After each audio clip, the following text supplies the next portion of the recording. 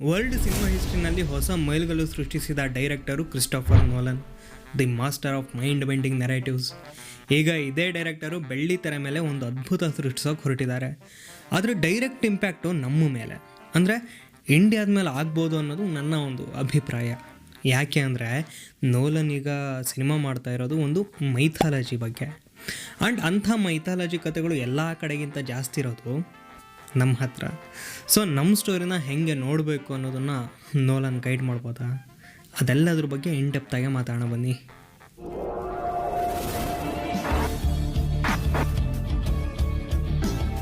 ಅಡಿಸಿ, Homer ಕವಿಯ ಮಹಾಕಾವ್ಯ, ವೀರಾಗ್ರಣಿಯೊಬ್ಬನ ಜಾಣತನದ ಪ್ರಯಾಣ.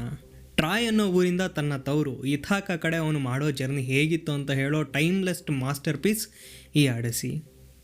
ಆದರೆ ಅವನ ಈ ಪ್ರಯಾಣ ಬರೀ ದೈಹಿಕ ಕಸರತ್ತಲ್ಲ, ಮಾನಸಿಕ ಮಸಲತ್ತು.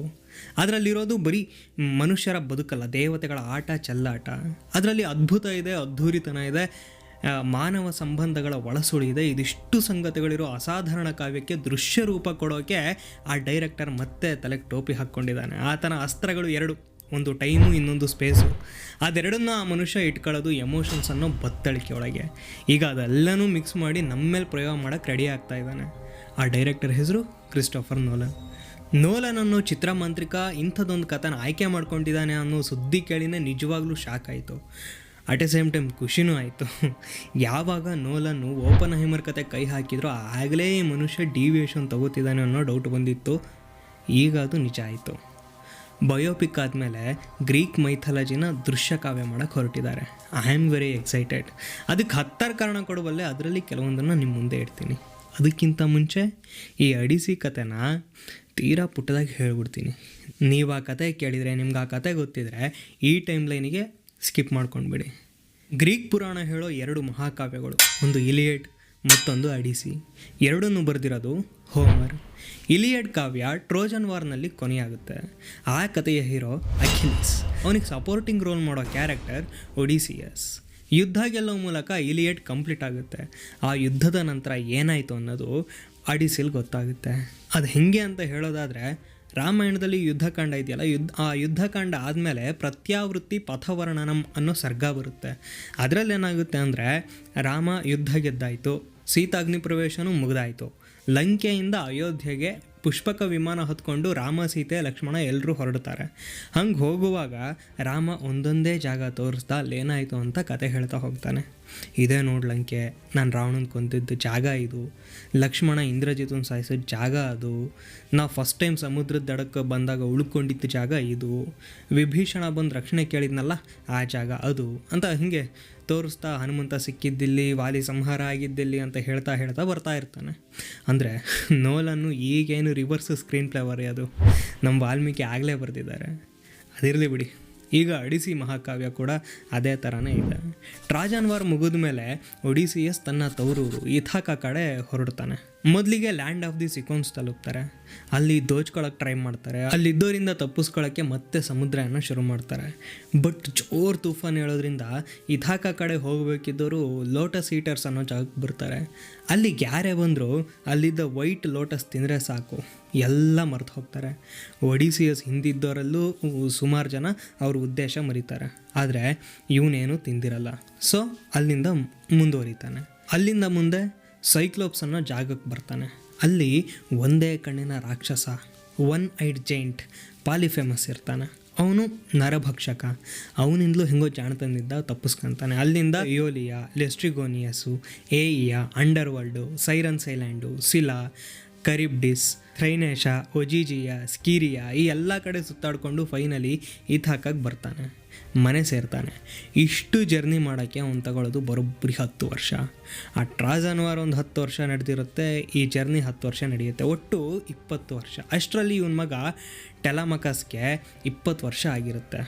ಅವನಪ್ಪನ ಹುಡ್ಕೊಂಡು ಹೊರಡ್ತಾನೆ. ಒಡಿಸಿಯಸ್ ಹೆಂಡತಿ ಪೆನಲೋಪಿ ಬುದ್ಧಿವಂತೆ, ಆದರೆ ಅವಳನ್ನು ಮದುವೆ ಆಗೋಕ್ಕೆ ಅಂತ ಸುತ್ತಮುತ್ತ ರಾಜ್ಯದ ಆ್ಯಂಟಿನೋಸ್ಸು, ಯೂರಿಮಕಸ್ ಅನ್ನೋರು ಕಾಯ್ತಾ ಇರ್ತಾರೆ. ಅವಳನ್ನು ಮದುವೆ ಆದರೆ ದುಡ್ಡು ಅಧಿಕಾರ ಸಿಗುತ್ತೆ ಅನ್ನೋದು ಅವ್ರ ಸ್ಕೀಮು. ಯುದ್ಧಕ್ಕಂತ ಹೋದವರು ಒಬ್ಬರು ಬಂದಿಲ್ಲ ಅಂದರೆ ಸತ್ತಿದ್ದಾರೆ ಅಂತ ತಾನೇ ಅರ್ಥ. ಒಡಿಸಿಯಸ್ ಕೂಡ ಸತ್ತಿದ್ದಾನೆ, ನಮ್ಮನ್ನು ಮದುವೆ ಆಗುವಂತ ಇವರೆಲ್ಲ ದುಂಬಲ್ಲಿ ಬೀಳ್ತಾರೆ. ಆದರೆ ಅವಳು ಹೇಳಿದ್ನಲ್ಲ ಜಾಣೆ, ಪ್ರತಿ ಸಲ ಹೆಂಗೋ ಒಂದು ಹಂಗೆ ತಪ್ಪಿಸ್ಕೊಳ್ತಾ ಇರ್ತಾಳೆ. ಕಡೆಗೆ ಒಡಿಸಿಯಸ್ ಬರ್ತಾನೆ, ಅಲ್ಲಿ ಸೂಟರ್ಸ್ ಅಂತ ಕರಿತಿರ್ತಾರೆ ಆ ವಿಲನ್ಸ್ನ, ಅವ್ರ ಜೊತೆ ಹೋರಾಡ್ತಾನೆ, ಪಿನಲೋಪಿನ ಸೇರ್ತಾನೆ, ಹ್ಯಾಪಿ ಎಂಡಿಂಗ್. ಇದಿಷ್ಟು ಕತೆ. ಬಟ್ ಇದು ಇಷ್ಟು ಸಿಂಪಲ್ ಸ್ಟೋರಿ ಅಲ್ಲವೇ ಅಲ್ಲ. ಅವನ ಜರ್ನಿ ಮಾಮೂಲಿ ಜರ್ನಿ ಅಲ್ಲ, ಫಿಲಾಸಫಿಕಲ್ ಜರ್ನಿ. ಅದೊಂಥರ ಸರ್ಚ್ ಫಾರ್ ಸೆಲ್ಫ್ ನಾಲೆಡ್ಜ್ ಅಂತಾರಲ್ಲ ಆ ಥರದ್ದು. ಆ ಲೋಟಸ್ ಈಟರ್ಸ್ ಚಾಪ್ಟರ್ ಬಂದಾಗ ಅಲ್ಲೇನೂ ತಿನ್ನದ ಹಾಗೆ ತನ್ನನ್ನು ತಾನು ಕಂಟ್ರೋಲ್ ಮಾಡ್ಕೊಳ್ಳೋದು ಈಸಿ ಅಲ್ಲ, ಅದನ್ನೆಲ್ಲ ಕಲಿತಾನೆ. ಅವನ ವಿಚಾರದಲ್ಲಿ ಅಥೇನ ವರ ಕೊಡ್ತಾಳೆ, ಇನ್ನೊಂದು ಕಡೆ ಪೋಸಿಡನ್ ಶಾಪ ಕೊಡ್ತಾನೆ. ಆದರೆ ಫೈನಲಿ ಅವ್ನ ಡೆಸ್ಟಿನಿನ ಅವನೇ ಡಿಸೈಡ್ ಮಾಡ್ಕೊಳ್ತಾನೆ. ಸೊ ಇದೊಂಥರ fight between fate and free will ಅಂತ ಹೇಳ್ಬೋದು. ಇದನ್ನು ಇನ್ನು ಸ್ವಲ್ಪ ಸ್ಪಿರಿಚುವಲೈಸ್ ಮಾಡೋಣ, ಹೇಳಿ ಕೇಳಿ, ನಾವು ಇಂಡಿಯನ್ಸ್ ಅಲ್ವಾ. ಇಥಾಕ ಅನ್ನೋದು ಮೋಕ್ಷ.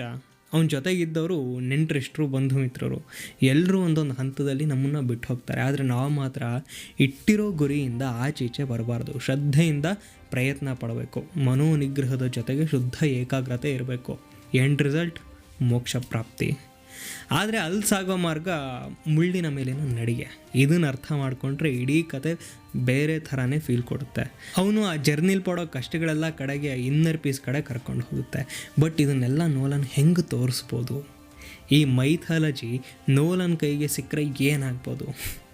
ಆ ಕಲ್ಪನೆನೇ ವಿಚಿತ್ರ ಅನ್ನಿಸ್ತಿದೆ ನನಗೆ. ಇನ್ಸೆಪ್ಷನಲ್ಲಿ ನೋಲನ್ನು ಟೈಮ್ ಡೈಲೇಷನ್ ಬಗ್ಗೆ ಹೇಳಿದರು.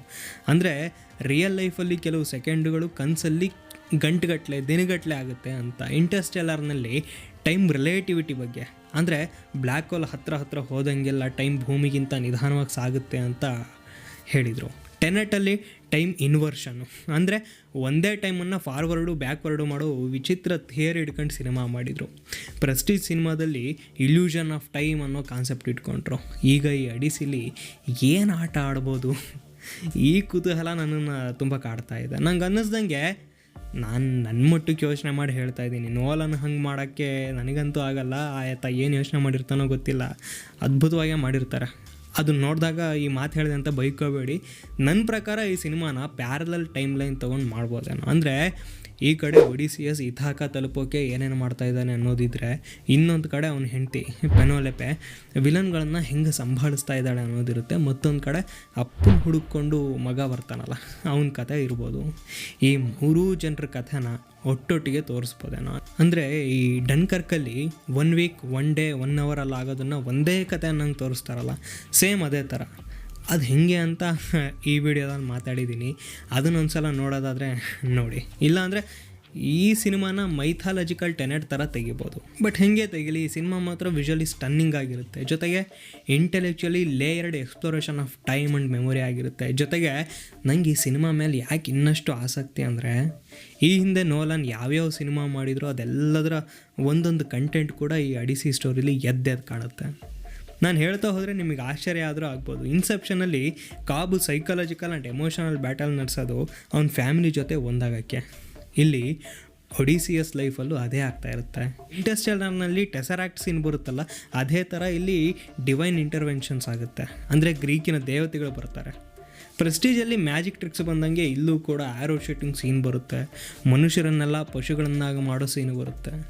ಮೊಮೆಂಟೋ ಥರ ಚೆಲ್ಲಾಪಿಲ್ಲಿಯಾಗಿರೋ ನೆನಪುಗಳನ್ನೆಲ್ಲ ಹಗ್ಗದ ಥರ ಇಟ್ಕೊಂಡು ಗುರಿ ಸೇರಬೇಕಾಗುತ್ತೆ. ಅಲ್ಲಿಗೆ ನೋಲನ್ ಇಲ್ಲಿ ತನಕ ಏನೇನು ಸಿನಿಮಾ ಮಾಡಿದಾರೋ ಅದನ್ನೆಲ್ಲ ಕಂಪ್ಲೀಟ್ ಪ್ಯಾಕೇಜ್ ಈ ಸಿನಿಮಾದಲ್ಲಿ ನೋಡೋಕ್ಕೆ ಸಿಗುತ್ತೆ. ನನಗೆ ಈ ಸಿನಿಮಾ ಇನ್ನೂ ಒಂದು ಕಾರಣಕ್ಕೆ ಯಾಕೆ ಸ್ಪೆಷಲ್ ಅಂತ ಕೇಳಿದರೆ, ನನ್ನ ಹತ್ರ ಇನ್ನೊಂದೆರಡು ಉತ್ತರ ಇದೆ. ಅದರಲ್ಲಿ ಮೊದಲನೇದು, ಮೈಥಾಲಜಿನ ಹೆಂಗೆ ಗ್ರೌಂಡೆಡ್ ಆಗಿ ತೋರಿಸ್ಬೋದು ಅನ್ನೋಕ್ಕೆ ಒಂದು ಐಡಿಯಾ ಸಿಗುತ್ತೆ.